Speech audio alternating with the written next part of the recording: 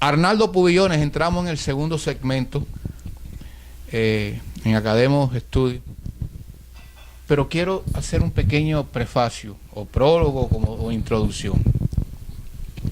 Yo sé que a ti te llamó la atención este pullover, pero acuérdate que está circulado y se le dice asesino. Pero ¿sabe por qué yo me he puesto este pullover? Y coincidió sin darnos cuenta que hablamos de Andy García en la película que hizo, con mucho trabajo, mucho esfuerzo, mucho sacrificio, muchas limitaciones. Y es la única película que yo he visto en un teatro, en un video o algo, que se le dice a Ernesto Che Guevara asesino. Te reto a que busques cualquier película de Hollywood, de Europa, de España, donde se le dice al Che Guevara asesino. Le han dicho que es un reformador social. Juan Pablo le dijo que era un reformador social, el otro le dijo esto, el otro para acá, para allá. Y este hombre que tengo aquí es un asesino y un miserable, un canalla, y yo lo odio. Aunque mucha gente dice que no es políticamente correcto decir odio, pero esa fuerza que te da.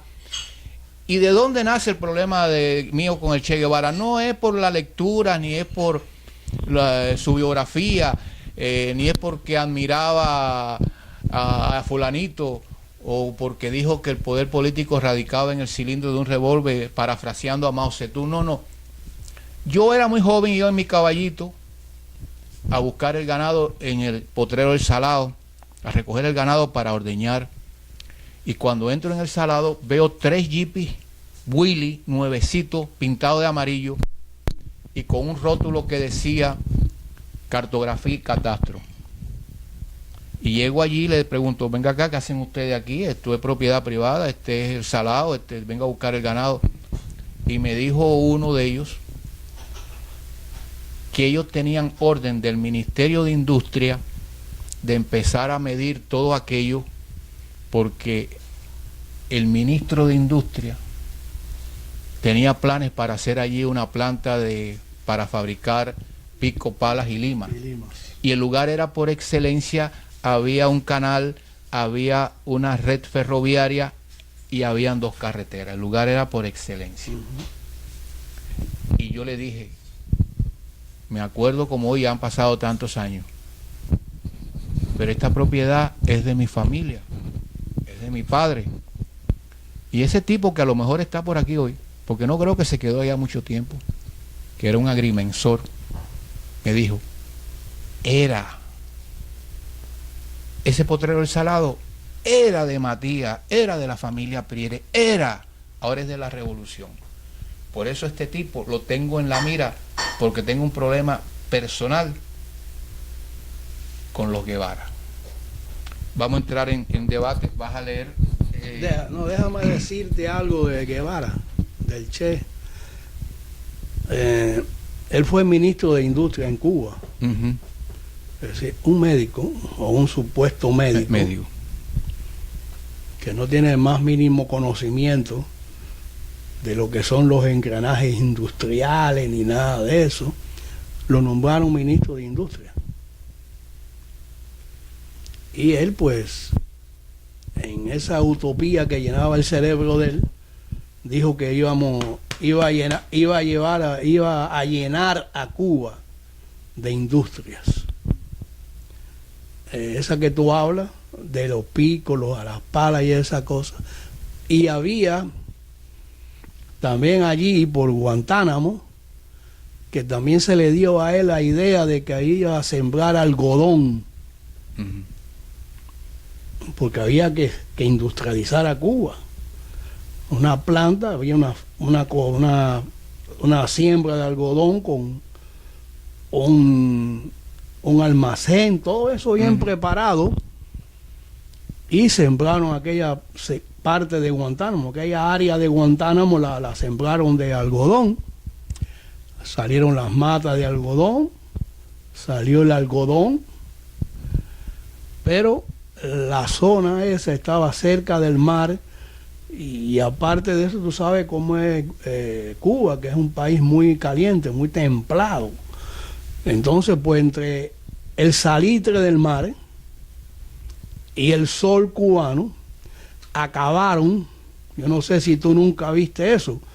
El algodón salía blanco. Claro, si estaba pegado allí a Glorieta y ese exacto, lugar. y al poquito tiempo era beige el algodón, es decir, nacía blanco, pero se ponía beige. Eso estaba dentro de los planes esos demoníacos que se le ocurrió a este señor, que decía que todos los revolucionarios tienen que estar como preparados para matar. Sí, y decía el poder político, bueno, eso es lo de Mao Zedong, y también dijo quizá no es una cosa original de él, pero bueno, él lo oyó y lo copió de algún líder. Y dijo también Stalin, la Mao vida del ser humano no vale nada si no está en función de la revolución.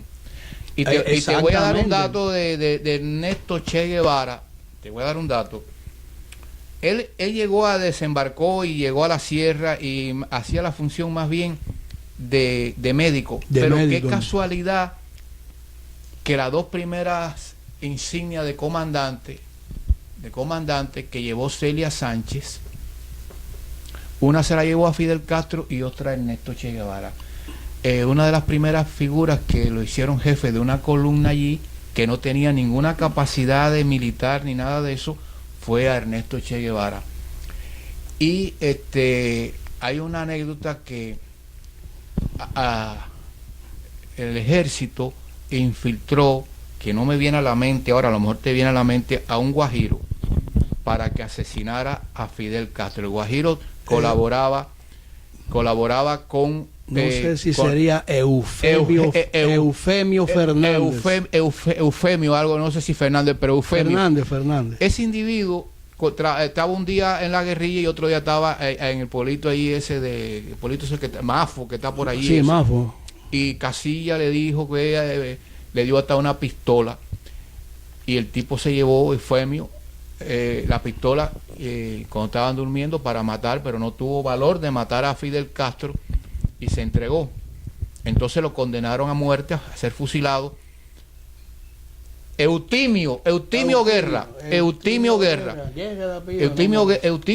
Y entonces cuando tenían que fusilarlo, ni Camilo, ni Almeida, ni ninguno de ellos se atrevía a matar a Eutimio, porque había estado mucho tiempo llevándole comida, colaborando allí con la guerrilla. Y se paró Ernesto Che Guevara, cogió su Luger, la famosa Luger, y fue donde estaba Eutimio Guerra y le hizo ¡bom! En la cabeza y lo mató. Y entonces el Che escribe, porque todo lo escribía en su diario, dijo: asesinar a un hombre, ejecutar a un hombre no será nada bonito, pero es ejemplarizante. Sí, y dijo, y terminó diciendo: ya no voy a volver a ser más que un sacamuela de la guerrilla. Ahora yo voy a jugar un papel importante en la conducción de esta guerra. Ese era este tipo, mira. Sí, pero yo tengo un problema personal con él. Esa es la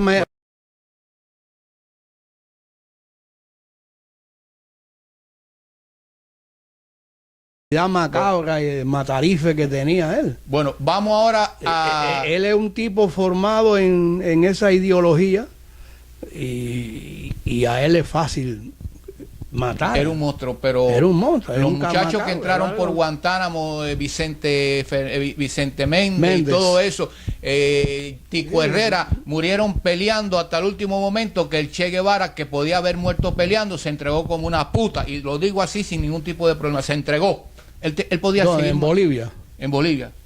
Él podía haber seguido tirando tiros hasta el final, como fue Vicente Méndez, como fue Tico Herrera, pero como fueron todos ellos. Acuérdate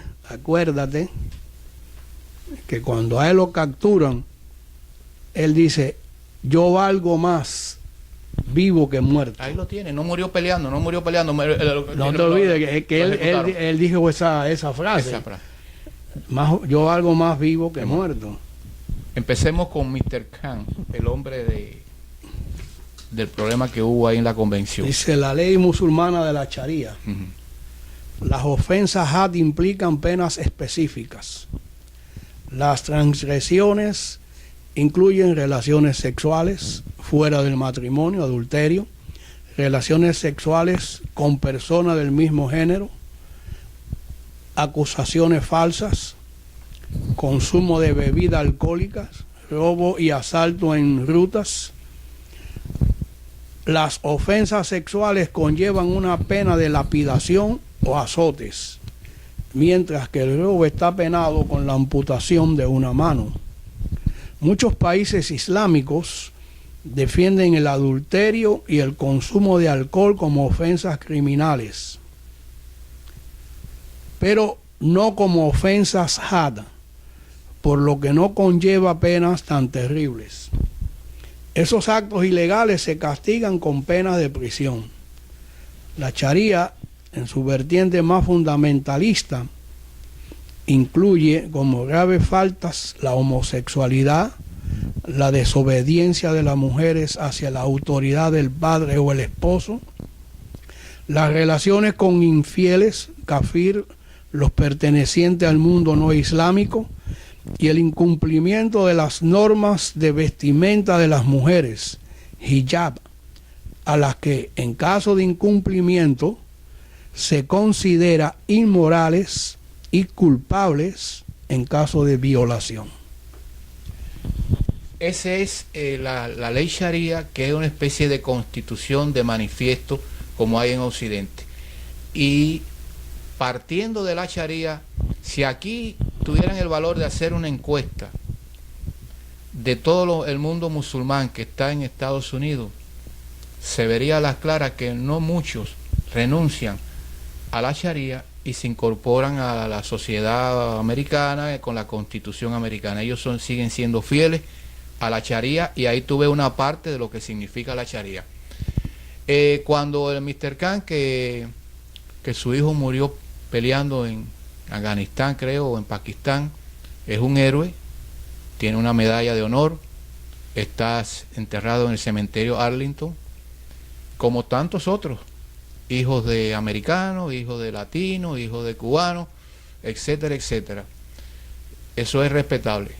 Ahora bien, cuando este caballero se presta a ir a la convención demócrata, impugnar al candidato republicano como lo hizo, y defender la postulación de Hillary Clinton, ya vemos que hay un doble estándar de lo que significó ese hijo suyo héroe, y después la participación política partidista de él en esa convención. Yo creo que si el señor Khan quisiera demostrar que hay muchos musulmanes en Estados Unidos integrados a esta sociedad, es el momento de ya no solamente decirlo, sino demostrarlo. Yo lo invitaría a él a que llevara a esos musulmanes buenos a Washington, donde fue Martin Luther King, multitudes de musulmanes buenos, y allí condenar a esos musulmanes terroristas, asesinos, que están haciendo crímenes de lesa humanidad. Si ellos, en el momento que esos musulmanes buenos se manifiestan públicamente, multitudinariamente, ya no hay más nada que hablar, porque sabemos que hay muchos de ellos que son gente buena y que hay que respetar, pero mientras ellos no materialicen esa realidad, pues todo está en el que cae otorga. ¿Qué tú tienes que decir al respecto? En lo que tú hablas del señor Khan y su esposa, que estaban en la convención demócrata, a mí me luce esto todo como una duplicidad. Es decir, el Partido Republicano llevó a una señora que había perdido también un hijo en una de las Smith, guerras, la señora Smith. Inclusive ella se veía como compungido. Ella pues está allí hablando del hijo de ella que murió por esta nación, que como en agradecimiento pues ella estaba allí dando su su testimonio. Pero entonces yo veo en esto como una duplicidad, y hay un caso más en estas convenciones que son como duplicidad. Primero los republicanos presentan a esta señora, los demócratas tienen que rebatirla ante el patriotismo de esta señora, presentando a este señor Khan acompañado de su esposa. Quizá como la misma ley musulmana de la Sharia, la señora está parada al lado de él y no pronuncia ni una palabra, está una figura de cera, está seria ahí, y el esposo es el único que habla, lanza su arenga, que su hijo, que era de Irán, que fue y murió, que se sacrificó por esta nación, como si el sacrificio del hijo de la señora Smith no tuviera el mismo aporte y el mismo valor que el del hijo de él. Porque en realidad los dos murieron luchando por este país, por los Estados Unidos de América. Hay otra duplicidad en las dos convenciones. A Trump, la hija de él lo presenta, es decir, hace la presentación del papá. Yo considero que mi papá es un hombre así, que es buen padre. En la convención demócrata se hace otra vez la duplicidad. Chelsea Clinton presenta a su mamá. Sin embargo, en la prensa sacan criticando a la hija de Obama porque dicen que eso es como la hija de Trump. La critican porque dicen que eso es como una convención de los Trump. Ajá. Es decir, ¿entiendes? Sin embargo, en el Partido Demócrata no lo critican porque es una convención de los Lincoln, de los Clinton. Habló el esposo de Hillary y habló la hija de Hillary. Es que es lo mismo. Es decir, es lo mismo. Entonces esa duplicidad de que se aparece un señor que da como a entender que no hay un valor igual patriótico. Porque hay parcialidad. Hay parcialidad. En el otro señor que a lo mejor era americano. Smith, esos son americanos. Hay un doble estándar. Ellos establecen un doble estándar. Cuando aquel señor, muy bien, lo sentimos mucho, el hijo murió en la guerra, pero inclusive ese mismo gesto de coger la Constitución me recordó el librito que saca Maduro de la Constitución, que es un librito chiquito. O Mao Zedong, el libro rojo. Y entonces él saca la Constitución y le dice a Trump que él le recomienda que si él no conoce la Constitución... No, y con una agresividad en sus palabras y en su gesto tremendo. Él tiene que respetar a un señor soberanamente que es el nominado por el partido contrario para aspirar a la presidencia de esta nación. Es decir, ¿cómo tú vas a decirle a un señor que va a ser el futuro presidente de los Estados Unidos que pueda ser futuro, y le vas a decir que se lea la Constitución? No, y más grave es cuando él le dice: Mr. Trump, usted no se ha sacrificado por los Estados Unidos. Y hubo un veterano americano que le hizo una carta abierta a Mr. Khan y le dijo: pero venga acá, ¿y cuál ha sido el sacrificio de Obama y de Bill Clinton? Están iguales. No, hay inclusive un veterano latino. Es más, que Clinton se escapó del ejército americano para no ir a pelear a Vietnam.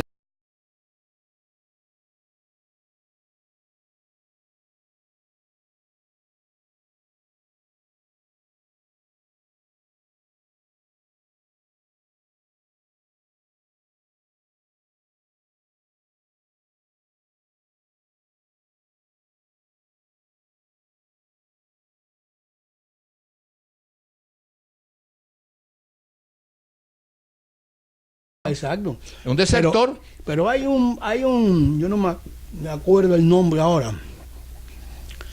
Hay un veterano latino que salió a contrarrestar lo que había hecho el señor Khan. Y le dio su medalla. Que cómo es posible que diga eso, porque todos los veteranos y eso que hemos peleado en guerra, pues nos sentimos muy orgullosos de haber peleado por esta nación y de nuestros compañeros, ¿no?, que han perecido al lado de uno. Sí, yo voy a una guerra y yo voy a ver a un amigo mío posiblemente caer al lado de mí ahí, un compañero mío que ha estado en el mismo albergue, hemos compartido varias batallas y todas esas cosas.